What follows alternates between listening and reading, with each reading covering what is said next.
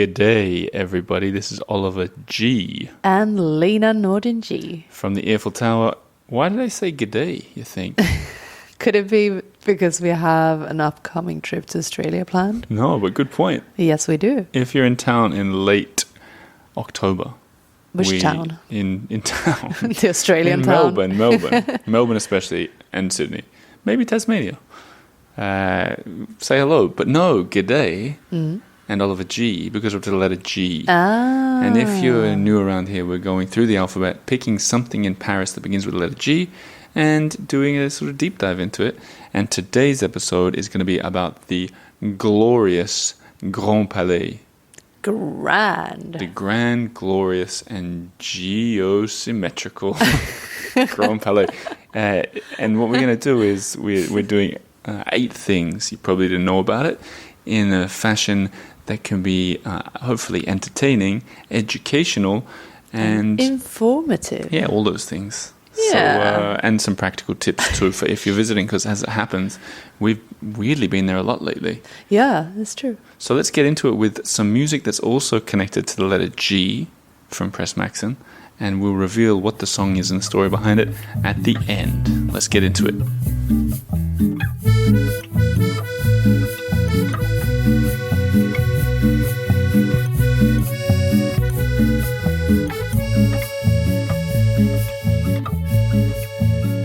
So there you go, music from Pres Maxson. More on that later. But I assume there's some people who don't know what we're talking about, the Grand Palais. I highly recommend you look up a picture if you don't know. But just to sort of give you some visuals, this is that huge building between the Champs-Élysées and the Seine River. Yeah, it's kind of right on the Seine. It's one of the big landmarks. You can see it from afar. 8th arrondissement. It's known, I think, best for that huge glass ceiling. The huge barrel vaulted ceiling. And the exterior is quite something as well. Art Nouveau facade, built in time for the World Exhibition. Yeah, it's striking. In 1900. Yes, striking, beautiful. Yeah. And I don't know, I think a lot of people see it from outside, maybe see it from the Seine, or maybe see it from visiting the popular art museum across the road, the Petit Palais, and they probably don't know what's going on. So, yeah. Should we take everyone inside? Let's do it. Oh, yeah, you know what I'll add as well? It had this huge renovation between 2021 and 2024. Yeah, and opened right in time for the Olympics. So it's been a little bit out of reach for visitors in recent years as well, but now it's ready. So some of these I've kept from you what the story is. Others are us talking about things we've been to recently. But the first I know you don't know. All right. The interior. This one's called Reseda Green. Do you know what Reseda Green is? No, it sounds like the color of a car. Yeah, well, it could be. But so if you make it inside, and I hope you do, and we got pictures of it as well, but there's this great iron and steel sort of skeleton that runs through it. The metal structure. Yeah, and it's painted in green. And Right. there's a cool story, I was researching this, of the color that is today matches exactly what it was when it opened in 1900. Right. And do you know how they figured what color to do it? No.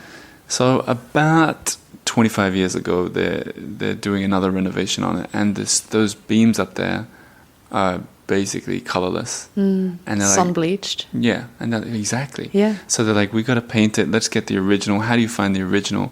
And they're digging back, and they can see that it's green. And they're like, well, we want to get it exactly right. So what do you do? They found out that the paint supplier was, I've got the name of it, Ripolin, I don't know, Ripolin. Okay.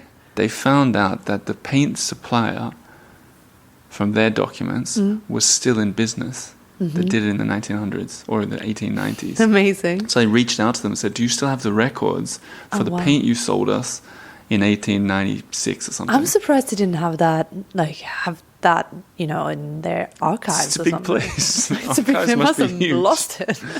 Yeah. So they go, yeah, it's Reseda Green. Reseda is a plant with quite a pale Pale green. foliage. And they say it's Reseda green. We don't know which, but it's one of these 3 Reseda greens. Okay. And they did like a color match up there, and they're like, it's the palest of the 3. Wow. Voila, let's go. Really? Isn't that a cool story? Oh, I like that a lot. It reminds me of the Eiffel Tower and how that brown is, there's a trademark. Reseda brown. It's Reseda brown. I think it's called Eiffel Tower brown. Yeah. But moral of the story, keep your receipts. Just like my accountant always says. Keep them for 125 years. That's right. French rules. Reseda green, Ripolin, who cares how you pronounce it? I But love that's the that name. fact. That's a fun fact. Fact number 2, you probably won't get inside the main room, like the main nave, it's called. And I met some people on my walking tours. I met a lot of people on the walking tours, and some of them have said they're going to shows. You see a lot of art exhibitions here. Yeah. And they're excited by the thought of wandering among art galleries under that Under massive the glass roof. ceiling. Yeah. It doesn't work like that. No, it's quite surprising, but when you go and see an exhibition, it's in the side.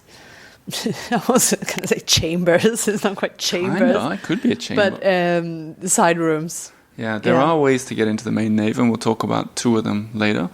But we'll also talk about our recent experience, what we went and saw. But it does feel like you're missing out on the main show a little bit. You get a glimpse of it as you walk through the entrance, and you can see it through the big doors, but you don't actually get to go in there. They've got a lot of glass partitions where you can see through, and it kind of looks like a work site, like they're preparing for whatever's coming up next. Yeah.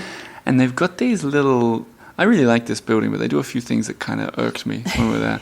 One was they put like barriers so you can't even get up to the window to see properly.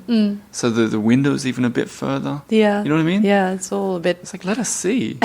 It's all a big secret in there. Yeah. No one knows what goes on. But be warned. I mean, also, if you're going to go and see a famous art thing, they probably don't want it exposed to the light above anyway. Of course. Yeah, makes sense. But be prepared. You're going to go and see a chamber, as Lena says. I was surprised the first time I went there. I thought it would be in the main hall.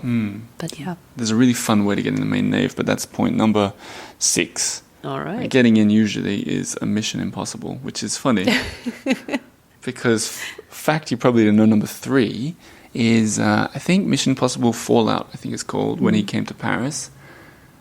I got to preface this by saying that was an exceptional love letter to Paris, that movie. And I talk about this on my walking tours too, because the National Archives, one of my favorite museums, was where the bad guys... It's the headquarters of the KGB or whatever it was. Right. And I thought it's the Hôtel de Soubise. Yeah. Perfect location. And I say this, so many of these Hollywood movies come to Paris and do the most cliched things. Absolutely. What was the Bond that we watched, like A View to a Kill, maybe? Yeah, I think so. Where he jumps off the Eiffel Tower, or someone jumps off the Eiffel Tower and lands on a bateau mouche and sails away. And it's kind of like... Yeah, I get it, of course. It's silly and fun. But almost every scene in that Mission Impossible had a cool location. Not to mention, it started with the 2 agents parachuting into Paris. The chutes don't open until the last second, and they crash. I mean, spoiler alert, maybe, but they crash onto the Grand Palais. That's how it starts. Glass roof. Remember, they crash right into it, and then they go down to a mega That's cool. party. It's like an angle you've never seen before. You know, do you remember we once were passing the Petit Palais? Yeah. I don't know if you remember this. And there was some weird kind of eyes wide shut event going on there. Oh, yeah. So maybe fashion related. A masked ball. It was a masked ball, and the people at the front were dressed in do you remember wearing stilts or something? Yeah. And they had scary Venetian masks on. And it looked like, I don't know what was going to happen in there that night. Yeah. We weren't invited. I kept a mask. No, I'm kidding. There's the next one is more of a practical, and a sort of a practical thing, but also maybe a review, if you will. We went and saw Matisse, the cutouts of Matisse. Yeah. I want to do a review of both. It sounds weird to say a review of the art, but what you thought of the art. You want to review Matisse? No, but more just a review of the exhibition and the experience, importantly. Yeah, for sure. But a fun fact too, in case you think you don't care about art. The Grand Palais was the first place in the world after Henri Matisse died to put on a big show of his a retrospective of his art. So this show that finished the day before this recording will come out now of his cutouts. That was like a welcome back to the Grand Palais for his stuff. Was that the first time after that? I don't know. I assume, but I don't know. Wow. But let's talk Yeah, about... it's nice. You're an artist. I am. What did you were saying something about how cool it was to see the paint strokes or something? Yeah. Well, as you said, it was packed with people, especially in the beginning. First half of the exhibition, it was almost I don't know too if many I did people. say that. Did I say that? Because that was my big draw. Well, we talked about it earlier. Yeah. Anyways, it was a lot of people, and it was almost too many to really see anything. But the second half was much more manageable, and it was great. But and we were talking. You were asking, like, was it even worth it going? And I think it really was very much worth it, because it's nice to see these familiar paintings that you've seen so many times, and then suddenly see it in real life, and you see, like, yes, you recognize it, but to see the sort of brush strokes, and it comes to life in a whole different way. I thought it was really quite moving. Were you surprised to hear that I'd read a book about Matisse and his final years, especially on this cutout stuff? Yeah, Shout out to Jane Webster, the chatelaine from Australia. Because you stole her book. I think I stole it. I think she said I could borrow a book. I think I gave it back, actually. But I remember reading about it, and then we were there. In fact, the way it was for your birthday, I got you tickets, hard tickets to Source, I got to say. And I just cut up the tickets with scissors into the shape of, what's it called, Icarus, or the flight of Icarus, one of his cutouts. Yeah. And we went and we saw that. Yes. It was so cool. Very creative. And if you don't know, because I had no idea about the cutouts before I read that book, it's quite a inspirational sort of twilight story of this artist's life. Is the final, I think it was the 13 final years of his life is what we saw. But the very last years, he was in bed with scissors and colourful paper, just cutting out shapes into the very last, his final breaths, kind of. Yeah. So that was really inspiring. It's quite beautiful, isn't it? Yeah, except way too many people. Way too many people. I spoke to other people who've gone and seen the exhibition, and they said it was really, they didn't have that experience at all. So maybe it was just because it was just before it was going to close or I something. got the feeling the Grand Palais was cashing in a little bit. They like opened the floodgates, said anyone can get a we ticket. felt a bit used. Yeah. So But I'm still glad we went. What we could do for a side-by-side is maybe a month before we went to another one there that's maybe still running, the Hilma af Klint. Yeah.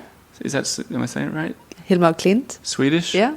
And that was way more accessible. Oh, I love that exhibition. I'm a big fan of hers, and it's just, wow, they've done it so beautifully. And it was way more manageable. Because I guess she maybe is not a household name. I mean, she's not a Matisse, I suppose, but yeah. Can you imagine if their ghosts were there watching? Like, you know, like people talk about if you could be at your own funeral. Yeah, They're both just standing there and she's going, oh, wow, so many more people are going to Matisse. Do you think that...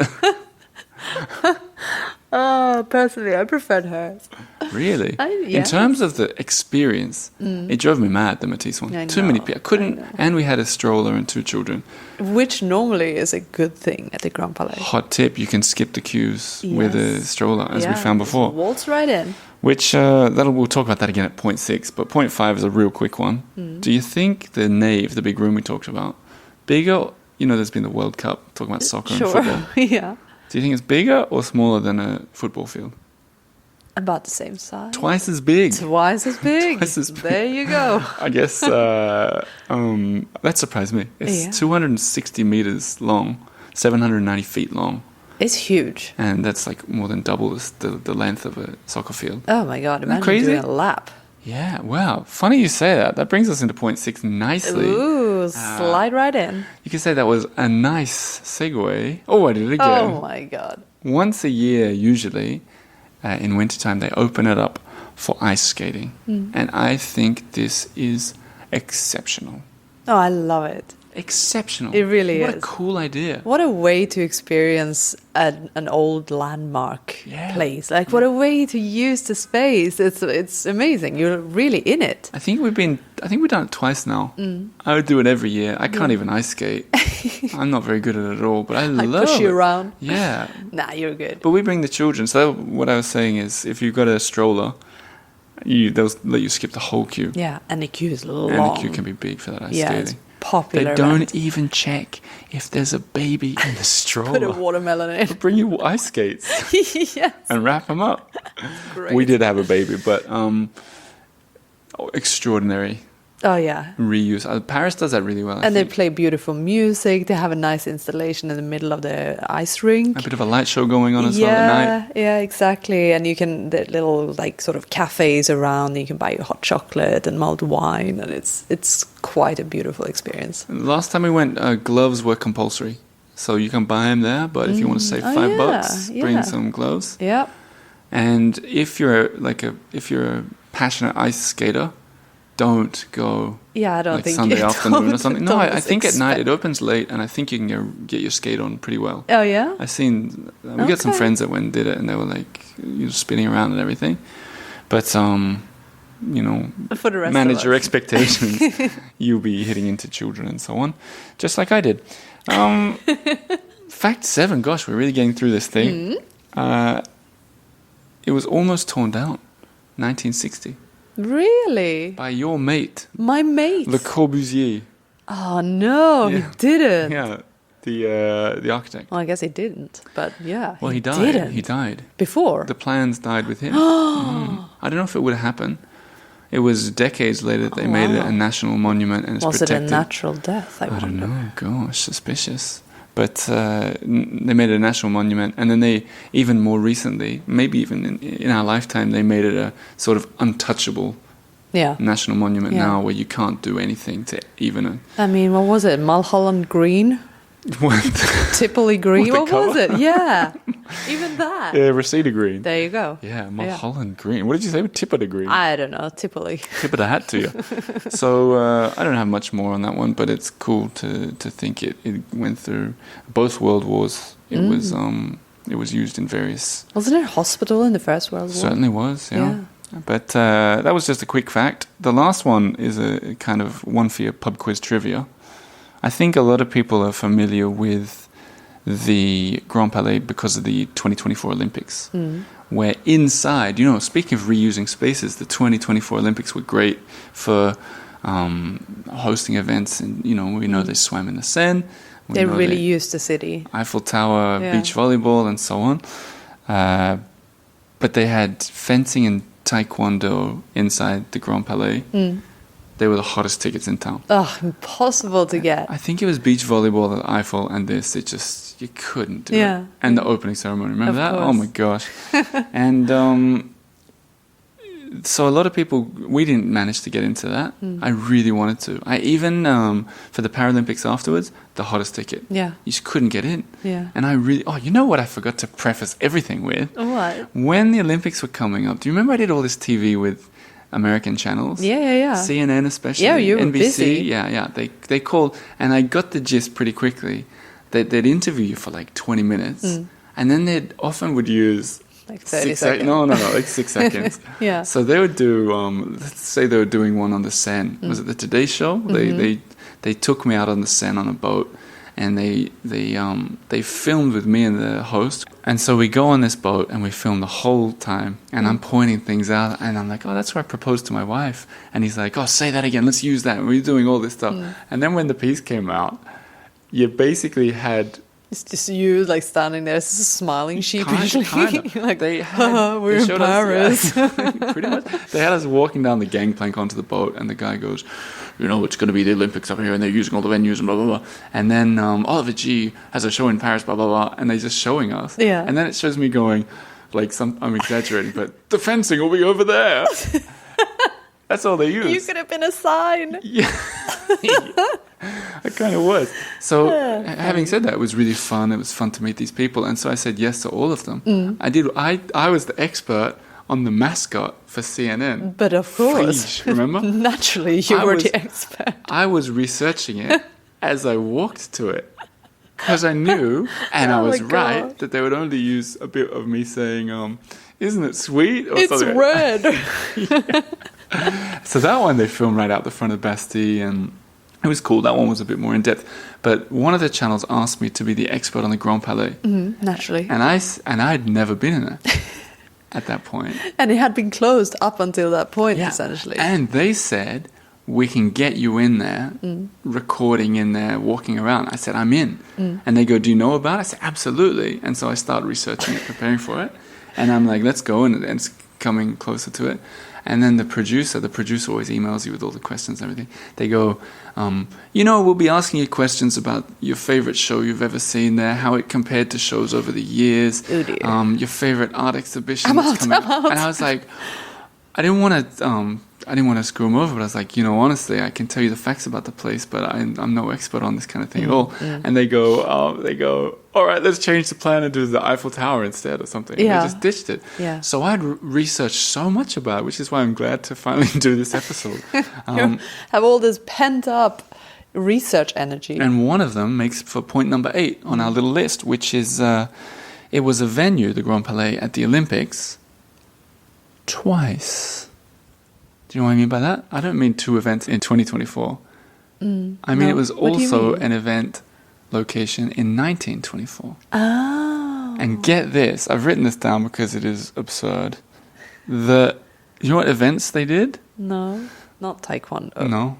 Do you want to have a guess? You'll be so far from right. It'd be something like really funny and sweet, like, I don't know, like ballet hopping or something. Weirder still, and quite fitting. They had 5 events: architecture, literature, music, painting, and sculpture. Really? Yeah.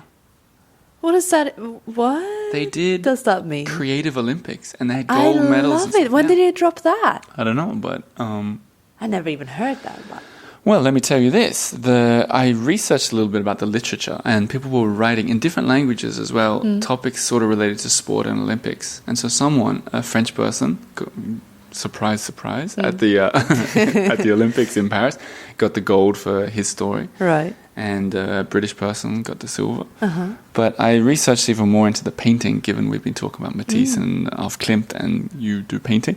And the gold medal not just went to a Dutch artist called Jean Jacobi, but he's the most decorated gold medal painter for artistry in the history of the Olympics. So he won in other events, and I actually have a picture to show you now that I can share later.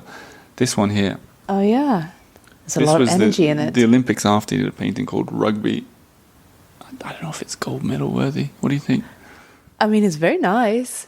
It looks. Would you like give it the gold? It depends on the competition. I mean, yeah. It's very nice. It's just a kind of sketch, though, isn't it? It's a sketch, Yeah. but captures the energy. There he is as well. I've got a picture of him. Serious guy. Yeah. But I recognize him. Looks like my neighbor when I grow. he won Isn't that funny? He won Olympic gold medals at Olympic art competitions in 24 and 28, making him the most successful Olympic artist ever.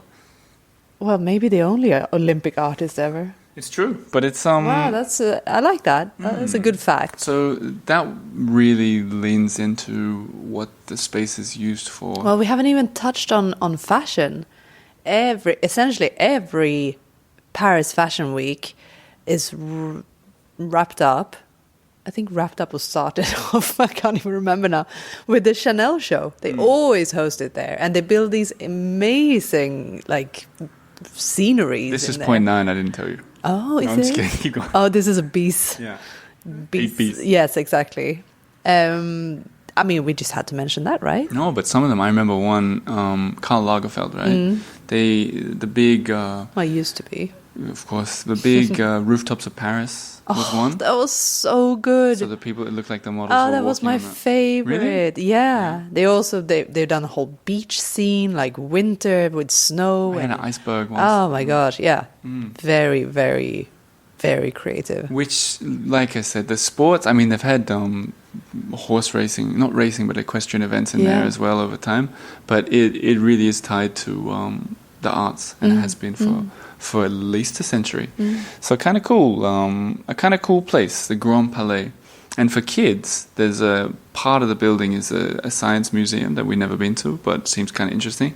And if you can take them inside the main sort of hall next to the nave, there's a Lego rendition of the Grand Palais that must have 9 billion pieces. Yeah, it's quite amazing. Which will fascinate all the children and the children at heart. So I think we'll wrap things up now with the 9 facts about the Grand Palais. We'll reveal the music after we hear a bit more of it. But also a quick shout out to all the members on Substack and Patreon, because they got the first invite to take our place down in the south of France. Oh, yes. So that last episode we did was about Provence, and we've just come back to Paris again. You know, we came back to Paris to do the storefront window of Smith & Son. Yeah, on Rue de Rivoli. Oh my goodness, it's a shop. It turned out well, didn't it? What did you do? Well, first of all, I decided to paint a huge portrait of our main character, Sophie. So Sophie in Paris. And it's one of those, I thought it'd be really funny to paint like a kind of a serious classic style portrait with her sitting on like golden velvet sofa and, you know, with her little pet dog. Just like a silly thing to do. Why not? It's perfect. And we popped that right in the big vitrine, the shop window, and I framed it in a gold frame. And around it is lots of like pigeons flying around. Which, if you read the book, you'll understand why It's we a did little so many hint. pigeons. Exactly. But a shout out to Smith & Son as well, because that's a brand new shop. Yeah. You probably know Smith & Son, formerly W.H. Smith, at 248 Rue de Rivoli, and now they just opened up a new shop 2 doors down just for children's books and young adult books. And I realized what a fitting connection that you did a big piece of art that's hanging. Sophie, in your painting, is looking in the direction of the Grand Palais. You can see it from where she is. Isn't that cool? Yes, that's right. Well, speaking of bookshops, a bit further up the street or down the street, depends on which direction, is the other old English bookshop, Galignani. Also begins with G. Exactly, where we also have a little piece of a window. By a complete surprise to us. We're just walking back from our signing. We're like, what? There's a big poster. Sophie. So that's kind of cool. I'm going to say something petty that we can maybe take out. We'll decide after. Okay. We won't go on too much about the children's books because I saw a recent review that said, I hate it when he talks about children's books. This is a show about Paris and things to do. That comment is dedicated to you. Oh dear. Reviewer. That's not a very nice thing to say. No. These are things to see in Paris too. This is a storefront window. Exactly. It's also how we pay the bills, so don't write nasty boo-hoo. reviews. Anyway, let's hear that music from Pres Maxson again, and then we'll tell you what it is.